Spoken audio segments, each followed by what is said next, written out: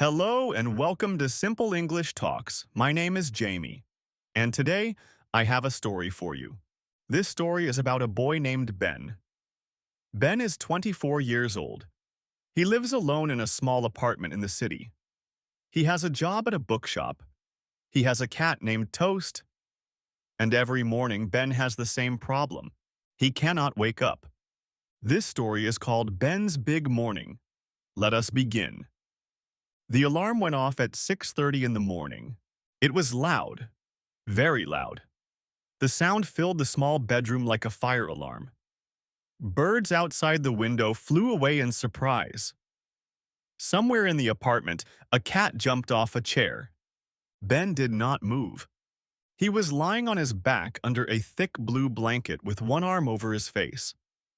His hair was messy. His mouth was a little open. He was deeply, completely, perfectly asleep. The alarm kept ringing. Ben moved his hand slowly, very slowly, like a man underwater. His hand searched across the bedside table. It knocked over a glass of water. It found the phone. It pressed a button. Silence. Ben pulled the blanket over his head. 5 more minutes, he thought. Just 5 more minutes. This was a lie. Ben said this to himself every morning. 5 more minutes always became 10 minutes. 10 minutes always became 20. 20 minutes always became the horrible moment when he opened one eye, looked at the clock, and said a word we cannot repeat on this podcast. But today was different. Today was an important day. Ben had a job interview at 9 o'clock. Not at his usual bookshop, a different bookshop, a big, famous bookshop in the center of the city. The kind of bookshop Ben had dreamed about working in since he was a child. He had waited 3 weeks for this interview. He had practiced his answers. He had ironed his shirt. Ironing means using a hot, heavy tool to make clothes smooth and flat, with no wrinkles. He had gone to bed early the night before, which was very unusual for Ben, who normally stayed up until midnight reading. And now, at 6:30, he was under his blanket telling himself 5 more minutes. The second alarm went off at 6:35. Ben pressed the button again. Then the third alarm went off. This one was a voice. Ben's own voice, recorded 3 weeks ago, when he was feeling very motivated. Motivated means full of energy and wanting to do things. The recording said, "Ben, wake up. Today is your interview. This is the most important day of the year. Get up right now. Do not press snooze. Get up." Ben opened his eyes. He stared at the ceiling. The ceiling was white. There was a small crack in one corner. He had looked at that crack many times in the mornings. "Okay," he said out loud. "Okay, I am getting up." He sat up. The blanket fell off his shoulders. The air was cool. Through the thin curtains, he could see pale morning light. Ben put his feet on the floor. The floor was cold. He looked for his slippers. Slippers are soft shoes you wear inside the house. He could only find one. The other one was missing. This was normal. He lost one slipper almost every morning. He always found it eventually, sometimes under the bed, sometimes in the kitchen, once inside the washing machine, which he still could not explain. He shuffled to the bathroom. Shuffle means to walk slowly without lifting your feet very much. He turned on the light, blinked, and looked in the mirror. His hair was pointing in 4 different directions. There was a red mark on his cheek from his pillow. His eyes were half closed. "Good morning," he said to his reflection. His reflection did not look impressed. He turned on the shower and waited for the water to warm up. Cold. Getting warmer. Warm. Good. He stepped in. The warm water hit his shoulders and back, and immediately he felt better. Much better. There is something about warm water in the morning that is like magic. He washed his hair with mint shampoo. Mint is a plant with a fresh, cool smell. It made him feel more awake. He thought about the interview while he washed. He thought about the questions they might ask. Why do you want to work here? What are your strengths? Strengths are the good things about you. He had practiced all the answers, but in the shower his mind went blank. Blank means empty, with nothing in it. It is okay, he told himself. It will come back when you need it. He turned off the shower, dried himself, and dried his hair with the hairdryer. Then he heard a soft sound from somewhere in the apartment. Then something warm pressed against his ankle. He looked down. It was Toast. Toast was Ben's cat. Toast was an orange and white cat, the color of, yes, Toast. He was 3 years old and had a very big personality. Personality means the collection of qualities that make someone who they are. Toast looked up at Ben with yellow eyes and made a short, quiet sound. Not a complaint, more like a question. This sound meant, "You are awake." "Good. Now feed me." Ben looked at Toast. Toast looked at Ben. Okay, said Ben. "Breakfast in a minute." Toast blinked slowly. A slow blink from a cat means I trust you. Ben slow blinked back. Toast turned and walked out of the bathroom with his tail straight up in the air. This meant, good, follow me. Ben went to his bedroom and opened the wardrobe. A wardrobe is a large piece of furniture for keeping clothes. His interview outfit was hanging on a separate hanger, ready from the night before. His white shirt, freshly ironed, his dark blue trousers, his gray jacket. He put on each piece carefully, then stood in front of the mirror. He turned left. He turned right. He straightened his collar. The collar is the part of a shirt that goes around your neck. He smoothed the front of his jacket. He looked good, not perfect, but good. He found his other slipper under the bed. Of course.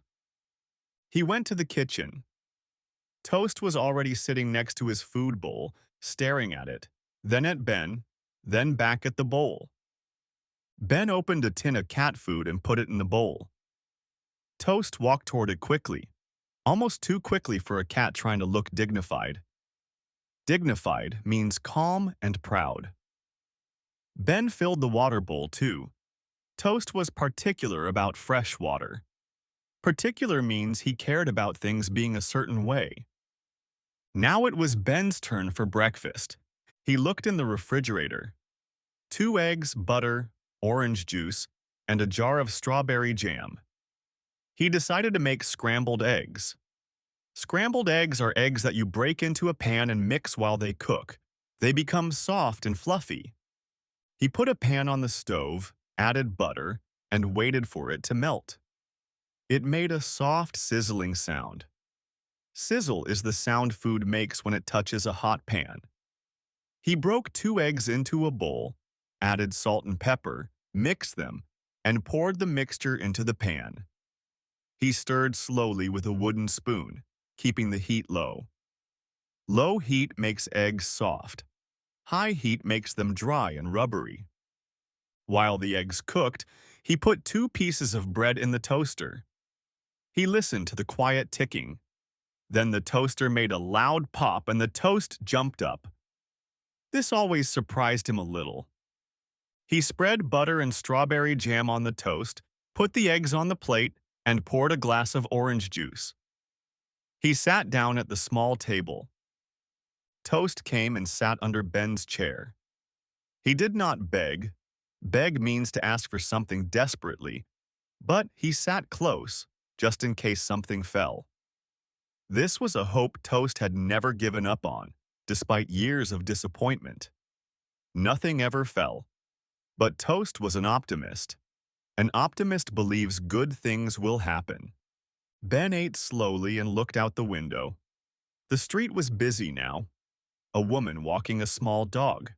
children going to school with heavy backpacks, a man on a bicycle weaving through the morning traffic. Weave means to move left and right through things. Morning light lay in a long warm stripe across the kitchen floor. Toast walked into it, sat down, and closed his eyes. Cats love warm light. Ben finished his breakfast, rinsed his plate, rinse means to wash quickly with water, and went back to the bathroom to brush his teeth. He counted to 120. 2 minutes. He lost count around 80 and started again. He put on his shoes, his good dark brown leather shoes. Leather is the material made from animal skin. He had polished them the night before. Polish means to rub something until it shines. He took his bag from the bedroom chair. Inside was his wallet, his phone, a copy of his resume, a notebook, a pen, and a book. A resume is a document that lists your education, your experience, and your skills. He always carried a book too, even if he would not read it. Today it was a novel about a man traveling across South America by train. Having it made him feel calmer. He stood in the hallway and did a final check. Phone, keys, wallet, resume. He patted each pocket as he said each word in his head. Good. Everything was there. He walked back to the kitchen to say goodbye to Toast. Toast was still in the stripe of sunlight, eyes closed, tail curled around his body like a question mark. Ben crouched down and scratched gently behind Toast's ear. Toast made a low purring sound without opening his eyes. A purr is the soft sound a cat makes when it is happy. It is one of the best sounds in the world. Have a good day, Toast, said Ben softly. Be good. Do not knock anything over. Toast purred. Ben smiled. He walked to the front door and put his hand on the handle. He took a deep breath. He thought about the big bookshop in the center of the city. The shelves and shelves of books. The people who came in every day looking for a story, looking for something they did not know they needed yet. He thought about the feeling of putting the right book in someone's hands. He breathed out slowly. He opened the door. The air outside was cool and fresh. The city was fully awake. He could hear traffic, birds, and the coffee shop on the ground floor opening its shutters. Shutters are the covers over a door or window that open and close. The smell of fresh coffee drifted up the stairs. He stepped outside, locked the door, and walked down the 4 flights of stairs. He pushed open the building door and stepped onto the street. The morning sun was warm on his face. He walked toward the bus stop. His shoes clicked on the pavement. Pavement is the hard surface of a path or road. A dog walked past on a leash. A leash is a long, thin strap connecting a dog to its owner. The dog was small and brown with enormous ears. It noticed Ben and pulled toward him, wagging its tail. Wag means to move from side to side. Ben bent down and scratched under its chin. The dog wagged harder. The owner smiled and pulled it gently away. The dog looked back at Ben as they left, tail still moving.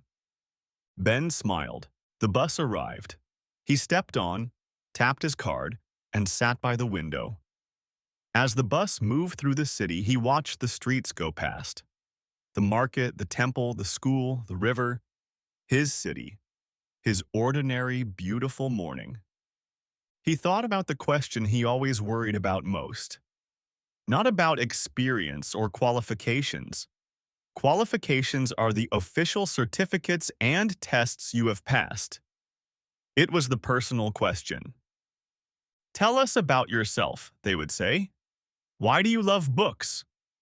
He had a practiced answer, but sitting on the bus with Toast at home in his stripe of sunshine, and the small dog's ears still in his memory, and mint shampoo still in his hair, and strawberry jam faintly on his tongue. He found the real answer. Not the practiced one, the real one. Books had always been the place where Ben felt most like himself. When he was young, when the world felt too big and too loud, books were quiet and patient. They waited for you. They did not rush you or judge you. They just opened and let you in. He had found his best friends in books, not real people, characters, people made of words. But they felt real to him. They taught him to be brave, to be kind, to be curious. They showed him the whole world from the safety of his small bedroom. And in his bookshop every day, he tried to share that feeling, watching someone's face change when he found the right book for them. That small moment of recognition, yes, this one. This is the one I need. That was why he loved books. That was why he wanted this job. The bus stopped. City center. Ben stood up, picked up his bag, and stepped off. The bookshop was 1 block away. He could see the dark green sign with gold letters. Warm light came from inside through the large windows. Even from the street, he could see the shapes of books on the shelves. He straightened his jacket. He took one long breath of morning air, and he walked. He had woken up under his blanket wanting 5 more minutes. He had lost a slipper. He had looked terrible in the mirror. He had nearly forgotten his phone. But he was here, on time, ready. He pushed open the door of the bookshop. A small bell rang above the door. The smell of books and warm air wrapped around him like something familiar. Like a good morning. Like home. "Good morning," said a voice from inside. "Can I help you?" Ben smiled. "Yes," he said. "I have an appointment at 9 o'clock. My name is Ben." A woman appeared from behind a tall shelf. She had short gray hair and bright eyes, and she was holding a cup of tea. She looked at him for a moment. Then she smiled too. "Ah, Ben," she said. "We have been looking forward to meeting you. Come in, sit down." Ben walked into the bookshop. Outside, the city continued its morning. The buses ran. The street sellers called out. The dogs wagged their tails. And somewhere in a small apartment on the 4th floor, a cat named Toast was fast asleep in a stripe of golden light, dreaming about nothing at all, perfectly content. The end.